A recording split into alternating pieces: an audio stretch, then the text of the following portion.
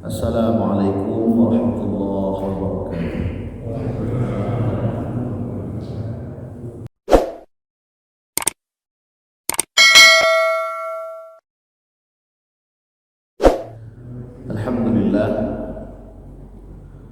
Alhamdulillah, Rabbil alamin, wassalatu wassalamu ala sayyidina Muhammadin wa ala alihi wa sahbihi ajma'in. Subhanaka la ilma lana illa ma 'allamtana innaka antal alimul hakim. Rabbi shrah li sadri wa yassir li amri wahlul 'uqdatam min lisani yafqahu qawli. Rabbi a'udzu bika min hamazati syayatin wa a'udzu bika rabbi an yahdurun. Hadirin hadirat rahimakumullah, senantiasa kita memuja dan memuji Allah Subhanahu wa taala dan bersyukur terhadap segala nikmat-nikmat yang telah Allah berikan dan yang akan Allah berikan. Salawat dan salam kepada junjungan alam Nabi kita Muhammad sallallahu alaihi wasallam, pada keluarga dan para sahabatnya sekalian. Yang saya muliakan, yang saya ta'zimi, guru kita, ayahanda kita, Buya Dr. Manatua. Alhamdulillah, semoga selalu diberikan kesehatan oleh Allah Subhanahu wa taala. Yang saya hormati pengurus dan KM Masjid Al-Anwar yang kita cintai.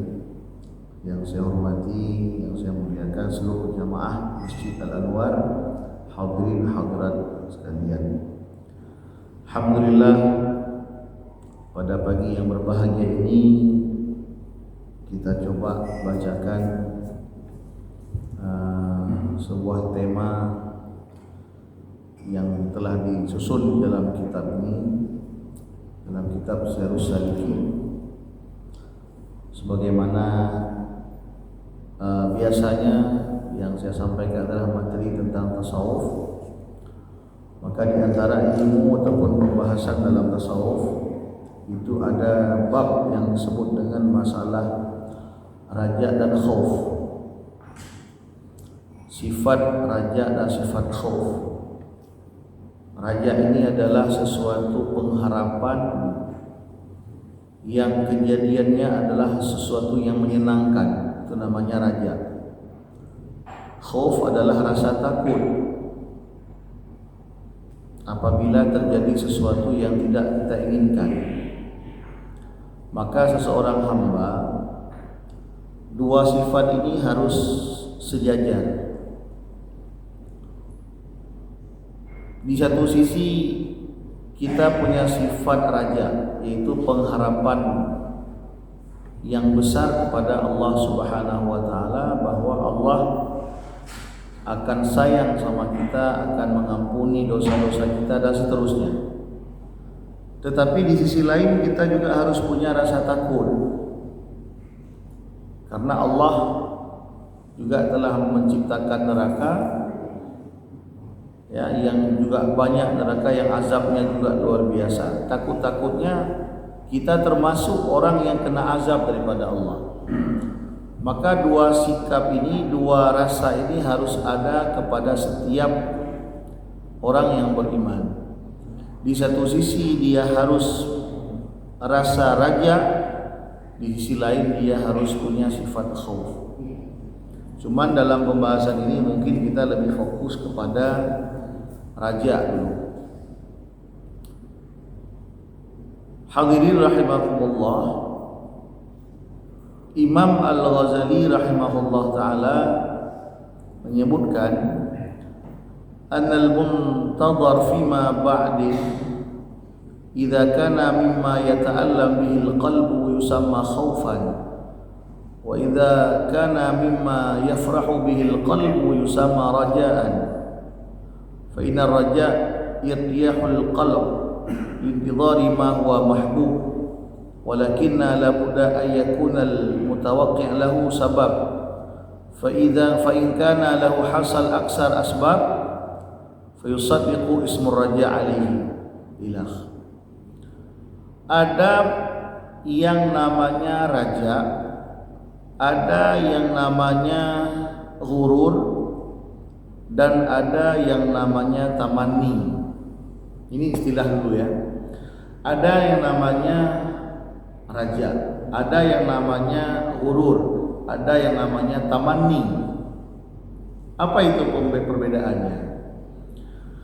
Kalau raja adalah sesuatu yang kita harapkan terjadinya sesuatu itu beserta kita telah melakukan sebab-sebabnya. Itu namanya raja. Misalnya kita mengharapkan surga, kita mengharapkan pahala daripada Allah, dan kita telah melakukan sebab-sebab untuk mendapatkan itu. Kita telah beribadah, kita telah melakukan semua perintah Allah dan menjauhi larangan Allah. Dikala kita setelah melakukan semua itu, kita mengharapkan surga, itu namanya raja. Itu yang pertama. Yang kedua, ghurur. Ghurur adalah kita mengharapkan sesuatu kebaikan daripada Allah beserta kita tidak melakukan sebab-sebabnya. Kita pengen surga, kita pengen pahala, tetapi sebab-sebab untuk mendapatkan itu kita tidak mau melakukan. Ibadah tidak mau, tetapi kita pengen dapat surga. Ini namanya ghurur, tertipu atau terpedaya, ya. Atau satu lagi, tamanni, ya. Tamanni yaitu kita menginginkan sesuatu kebaikan datang daripada Allah, tetapi sebabnya itu kurang kita lakukan. Itu tamanni, mengharap sesuatu yang juga jauh daripada kemungkinan terjadi. Maka yang dianjurkan kepada kita adalah raja, mengharapkan sesuatu kebaikan daripada Allah beserta kita harus melakukan hal-hal atau sebab-sebab untuk mendapatkan kebaikan itu. Kemudian Imam Al-Ghazali menyebutkan lagi, waqad alima arbabul qulub anna dunya mazra'ahil akhirah wal qalbu ka ardin wal iman kal badri fi wa ta'at jariyah majra saqil ma wa taqallubul ard wa amdaduha bima yuqawiha. Orang yang punya hati atau orang yang beriman semua telah memaklumi yang bahwa dunia ini adalah tempat untuk bercocok tanam bagi akhirat. Ini kita pahami dan kita akui semua. Mau kita sebagai apapun, kita mengakui bahwa dunia ini adalah tempat bagi kita untuk bercocok amal, bercocok tanam untuk memetik hasil di hari akhirat. Kemudian hati manusia itu diumpamakan seperti tanah. Hati manusia itu umpama tanah. Kemudian wal iman kal badri, iman yang ada dalam hati manusia itu diumpamakan sebagai bibit. Nah, berarti kita sudah punya tanah dan sudah punya bibit. Hati sudah ada, iman sudah ada, berarti sudah ada tanah dan sudah ada bibit. Ini perumpamaan ya, perumpamaan untuk mendapatkan hasil. Lalu, apakah tanah yang sudah kita miliki beserta bibit itu sudah cukup? Tidak, tentu perlu taat. Yang taat itu untuk mendapatkan hasil, maka tanah yang sudah ada bibit di atasnya perlu dirawat, perlu disiram, dikasih pupuk, kemudian dipindah rumput-rumput, hama-hama yang berbahaya dipindah semuanya.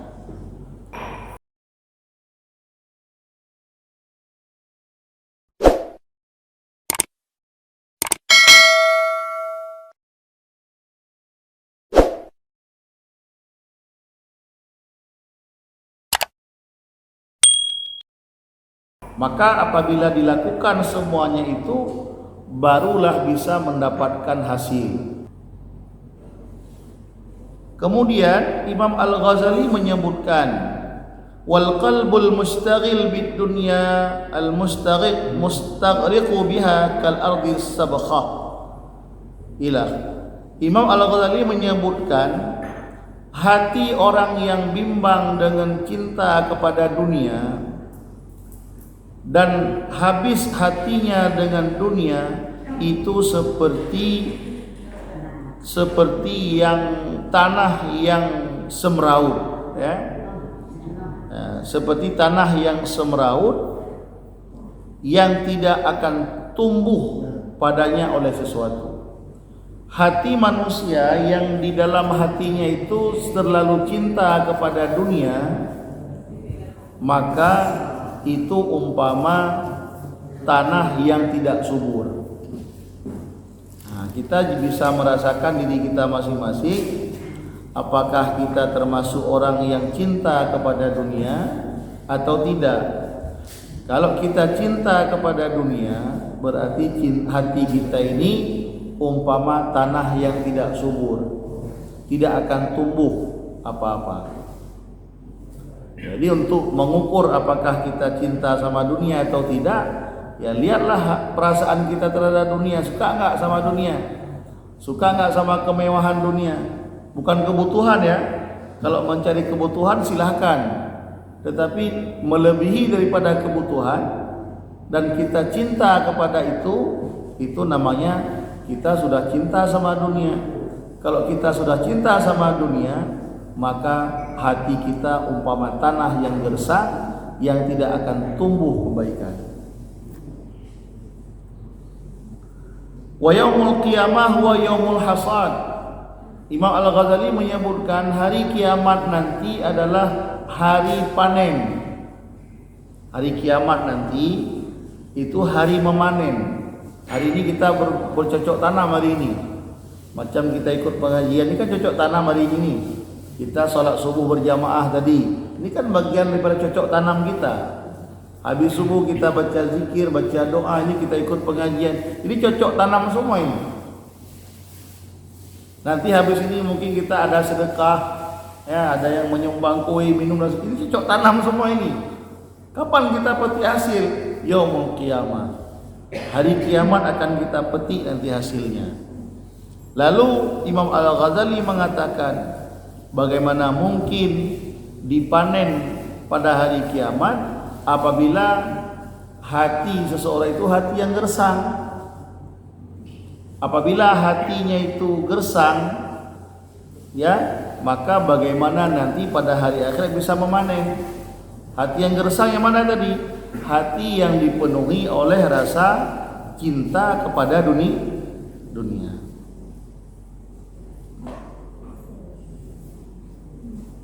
Kemudian Imam Al-Ghazali menyebutkan faman ijtama'at lahu hadhil asbab 'alal ardi thayyibah wal ma' wal badri wa tahril ardi kama sabaqa wa alqa fiha badran jaydan summa inda dharal hasad rajiyan min fadlillahi ta'ala rafa'as sawarif wal afat mufassidah fahada wajada yusamma raja'an. Makanya apabila seseorang telah melakukan semua syarat-syaratnya, tanahnya sudah ada, bibitnya sudah bagus, kemudian dirawat dengan bagus, dipupuk dan dihilangkan semua yang membahayakan, maka orang ini mengharap hasil di akhirat. Inilah dikatakan orang yang raja. Baru sah dikatakan kita raja mengharap kepada Allah apabila kita telah melakukan syarat-syaratnya. Ya, jangan kita bilang orang yang raja sementara dia nggak punya apa-apa, atau dia punya tanah luas, tanahnya puluhan hektar, tapi nggak dia tanam apa-apa. Lalu dia bilang nanti akhir tahun kita panen. Mau panen apa? Maka kita yang sudah punya tanah itu hati, sudah punya iman sebagai bibit, kalau mau kita dapatkan hasil di akhirat, itu bibit yang ada di dalam hati harus kita lakukan semua yang harus dilakukan, yaitu harus dipupuk, harus dirawat dengan baik. Dipupuk apa? Itulah kita isi dengan taat-taat, dan kemudian kita harus menjauhkan semua sifat-sifat yang tidak baik. Sifat hasad, dengki, ya, sifat ria, sifat ujub, sifat sombong, dan semua yang tidak baik harus kita pindah. Itu hama semua itu. Itu hama. Kalau kita punya sifat yang tercela semacam ini, kita punya dengki, ya, mengupat orang lain, memakan harta riba, melihat kejelekan orang lain, buruk sangka dan sebagainya. Kalau ini ada pada hati kita, maka ini akan menghambat tumbuhnya tanaman kebaikan. Sama seperti tanah yang ada tumbuh-tumbuhan, apabila rumput nggak dibersihkan, ya, banyak rumput yang tumbuh di sekeliling tumbuhan itu, maka apa jadinya? Tumbuhan yang ditanam nggak bakal bisa hidup, harus dipindahkan. Nah, apabila sudah kita lakukan semua ini, barulah sah dikatakan kita orang yang rajian, yang mengharap kepada Allah Subhanahu wa taala. Faqad tabayyana laka anna min zar'il iman fil qalbi wa saqi bima'it ta'ah. Maka sungguhnya telah nyata bagimu barang siapa menanam akan iman di dalam hatinya dan menderus ia akan dia dengan air ta'at, dan menyucikan ia akan hatinya daripada segala yang sifat kejahatan seperti ujub, ria dan takabur dan sebagainya, dan sifat pemarah, dan sifat hubbul mal, cinta kepada harta dan cinta kepada dunia dan barang sebagainya, seperti menyucikan bumi daripada segala kayu, duri dan segala rumput-rumput, maka adalah baginya mengharap akan mendapat buah yang dia tanam dalam dunia untuk mendapatkan hasil di negeri akhirat. Nah, maka berdasarkan ini Nabi bersabda, al-kais man dana nafsah wa amala lima ba'dal maut, wal ahmam man ittaba'a nafsah hawaha wa tamanna 'ala Allah al-aman. Apa kata Rasulullah? Orang yang mempunyai akal adalah orang yang menghampirkan dirinya kepada Allah Ta'ala dan berbuat amal kebajikan yang memberi manfaat bagi kemudian daripada mati. Kata Rasulullah, orang yang berakal adalah orang yang mempersiapkan dirinya untuk beramal bagi setelah kematian. Artinya dia berbuat amal yang hasilnya akan bermanfaat setelah dia mati. Ini orang yang berakal. Adapun orang yang ahmak, orang yang dungu, kata Rasulullah, adalah orang yang memperturutkan hawa nafsunya. Nah, maka oleh sebab itu kita ulangi sedikit. Kita semua sudah punya hati, yang mana hati ini umpama tanah. Kemudian kita sudah punya iman. Iman ini umpama apa tadi? Iman ini bibit, ya. Nah, berarti orang-orang kafir mereka punya hati tapi nggak punya iman. Mereka umpama tanah yang kosong. Kita orang yang beriman, kita umpama tanah sudah ada, kemudian bibit sudah ada. Itu belum cukup. Supaya bibit ini ada hasilnya nanti pada hari akhirat, caranya bibit ini dan tanah ini harus kita rawat. Dengan apa? Pupuk, siram, ya, dan bersihkan tanah itu. Bersihkan dari rumput-rumput. Karena kalau banyak rumput nggak mau hidup dia. Coba tengok ibu dia yang ada bunga di rumah, ya. Kalau bunga itu nggak kita bersihkan sekelilingnya, maka bunga itu akan susah hidup, bahkan bisa mati. Maka iman yang udah ada di atas hati kita ini, kalau kita tidak membuang sifat-sifat yang tidak baik, dengki, ya, dengki sama orang lain, buruk sangka sama orang lain, sifat marah, suka marah, ya, ini semuanya hama ini. Kalau nggak kita buang ini semua, maka iman yang udah ada itu nggak bakalan hidup. Nah, baik. Kemudian fadilah daripada raja. Apa sih kelebihan kalau kita punya sifat mengharap kepada Allah? Nah, jadi jangan jangan dalam hidup ini kita putus asa. Kan ada orang semacam putus asa. Aduh, ini kondisi pandemi ini, Covid ini, habislah harapan kita ini. Usaha nggak bisa berkembang, ya. Kemudian interaksi sosial pun sudah putus. Akhirnya kita hidup macam tidak punya semangat. Ini tidak boleh. Orang beriman harus punya pengharapan besar, harus punya sikap optimis. Kalau istilah bahasa syariatnya raja, mengharap kepada Allah. Imam Al-Ghazali menyebutkan, ketahuilah i'lam annal amal ala raja a'la minhu alal khauf. Kita berbuat amal itu lebih besar kita bersikap dengan raja ketimbang khauf. Begini, kita udah berbuat ibadah ini, tadi subuh kita udah sholat. Di satu sisi kita alhamdulillah kita udah bisa berbuat ibadah. Di sisi lain kita takut diterima nggak sama Allah ini. Jangan-jangan ibadah kita nggak terima sama Allah. Jadi ada dua ini. Satu sisi kita mengharapkan janji Allah terhadap ibadah-ibadah kita. Di sisi lain kita takut nggak diterima nanti. Macam mana? Maka dua-dua ini harus ada, tetapi harus lebih besar pengharapan. Lebih besar punya sifat keyakinan bahwa Allah akan menerima ibadah hamba, Allah akan menerima doa kita, dan Allah akan memberikan balasan terbaik kepada kita. Nah, sehingga kita semangat untuk ibadah. Sudah. Kemudian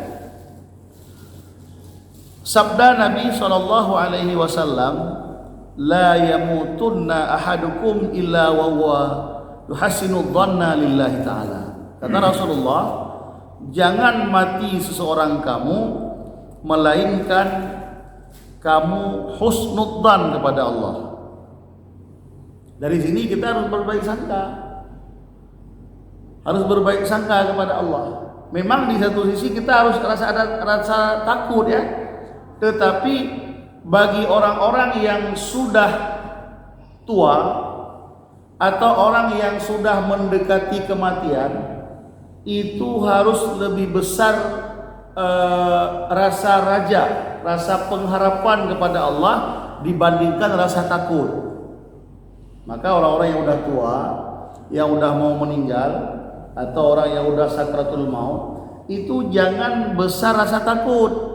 Macam mana ini aku udah mau mati, dosaku belum terampuni, ibadah-ibadahku masih belum sempurna, taubatku belum bagus, dosa dengan orang masih banyak, utang belum selesai dibayar.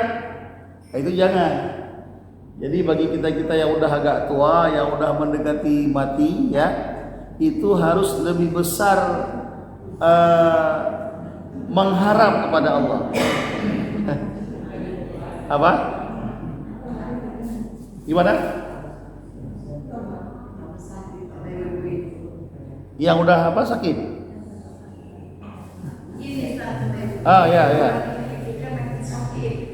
Ya. Iya, betul. Kalau dipikirkan makin sakit nanti. Cepat mati. Kan gitu. Maka dikala kita udah agak-agak tua, udah agak mendekati kematian, kita enjoy aja. Enjoy aja. Kalaupun kita beratkan pikir, ngapain lagi? Ya, kalaupun kita nanti kesal kayak mana ini utang belum terbayar, lalu mau buat apa? Nggak ada guna, kan? Tetapi kalau kita masih sehat, masih kuat, dan kita belum banyak ibadah, itu harus besar rasa takut. Sehingga dengan besar rasa takut terhadap siksa, kita akan terhalang daripada berbuat dosa. Dengan besar rasa takut kita kepada Allah, ya, rasa takut terhadap siksa Allah, kita akan terhindar daripada berbuat maksiat. Itu bagi orang yang masih belum banyak taat dan dia masih sehat. Tapi bagi orang yang sudah lebih banyak taatnya dan dia sudah usianya pun sudah sangat sepuh, sudah mau meninggal, ini harus lebih banyak rasa raja ya, mengharap kepada Allah. Kemudian sabda Nabi sallallahu alaihi wasallam, yaqulullah subhanahu wa ta'ala, ana inda dhanni abdi bi. Aku, kata Allah, menurut sangkaan hambaku. Makanya kita harus sangka baik. Alhamdulillah, nanti kalau aku mati, aku pasti diberikan husnul khatimah. Aku nanti kalau mati pasti nanti nggak dihisab nanti. Insyaallah aku cepat masuk surga. Jadi harus ada rasa begitu. Kenapa? Karena Allah mengatakan, aku menurut sangka hambaku. Kita sangka Allah itu menerima doa hamba. Allah akan menerima doa kita. Kita sangka Allah akan menerima taubat kita. Allah akan terima. Kemudian satu masa Rasulullah masuk kepada seorang laki-laki yang sakit, ya, yang hampir putus ruhnya. Rasulullah masuk kepada seorang laki-laki yang sakit parah, dia mau meninggal. Rasulullah bertanya kepada dia, kaifa tajiduka? Kaifa tajiduka? Artinya kalau terjemahannya, bagaimana perasaanmu? Bagaimana perasaanmu wahai orang yang sakit? Maka dia menjawab, faqala ajiduni akhafu dhunubi wa arju rahmata rabbi. Ya Rasulullah, perasaanku, aku khawatir terhadap dosa-dosaku. Aku khawatir dosa-dosaku banyak ya Rasulullah. Tapi di sisi lain aku harap ada rahmat Allah kepadaku. Di dua-duanya dia punya. Nah, ini orang yang udah mau meninggal. Apa kata Rasulullah kepada orang tadi itu? Faqala sallallahu alaihi wasallam, "Majtama'a fi qalbi 'abdin fi hadzal mautan illa a'tahu Allah ma rajahu wa amanahu mimma yakhaf." Rasulullah mengatakan, tidak boleh berhimpun dua sifat ini dalam hati hamba. Di saat itu ya, jangan ada lagi rasa takut, cukup dengan rasa mengharap kepada rahmat Allah. Maka ibu-ibu atau kita yang udah mendekati mati ya, apalagi sekarang banyak kita dengar pengumuman di masjid orang meninggal ya. Hampir tiap hari di mana-mana kita dengar ada orang meninggal. Ya. Tapi di sini makin ramai saya tengok. Ya. Nah, alhamdulillah. Kalaulah nanti kita siapa tahu ya sakit parah, entah penyakit apa wallahu alam ya, kita tidak tahu, maka dikala itu kita harus memperbanyak raja, memperbanyak pengharapan kepada Allah. Jangan kita tumbuhkan rasa takut. Jangan nanti udah mau meninggal takut, waduh kayak mana ini, hartaku belum dibagi, hartaku banyak, anakku banyak, nanti mereka bertengkar, mereka ribut dan sebagainya. Ini nggak boleh. Nah, kita harus berbaik sangka sama Allah. Ya Allah, kalaupun engkau matikan, aku yakin kepadamu ya Allah, anak-anakku pasti engkau atur. Harta-hartaku pasti akan engkau jaga ya Allah. Pasti engkau maha mengatur, akan mengatur semua harta peninggalanku. Pasti anak-anakku akan akur ya Allah, engkau buat. Jadi baik sangka sama Allah. Tapi kalau kita cemas, yang mana ini hartaku banyak, anak-anakku kayaknya bukan orang ini, anakku nggak punya ilmu dan sebagainya, kita udah menyangka yang enggak. Maka Rasulullah bersabda, jangan mati seseorang kamu sehingga kamu berbaik sangka kepada Allah. Berbaik sangka, kita manusia pasti ada dua rasa ini. Satu sisi rasa mengharap kepada kebaikan Allah, di sisi lain kita rasa cemas. Maka kita harus tahu kapan kita menempatkan dua-dua ini, kapan harus lebih unggul salah satu di antara yang lain. Maka orang-orang yang masih bermaksiat kepada Allah, masih muda dan dia bermaksiat, ini harus lebih besar rasa takut. Takut akan siksa Allah, takut akan azab Allah. Kata seorang ulama sufi, yaitu Syekh Abdul Wahab Sya'rani, fal wajib ala kulli muslimin dawamu husnidh dhan lailan wa naharan. Wajib terhadap orang muslim selalu berkekalan baik sangka kepada Allah siang malam. Siang malam kita harus selalu berbaik sangka kepada Allah. Dan berbaik sangka itu adalah tanda sa'adah, ya, tanda sa'adah, tanda orang yang akan mendapatkan kesenangan pada hari akhirat.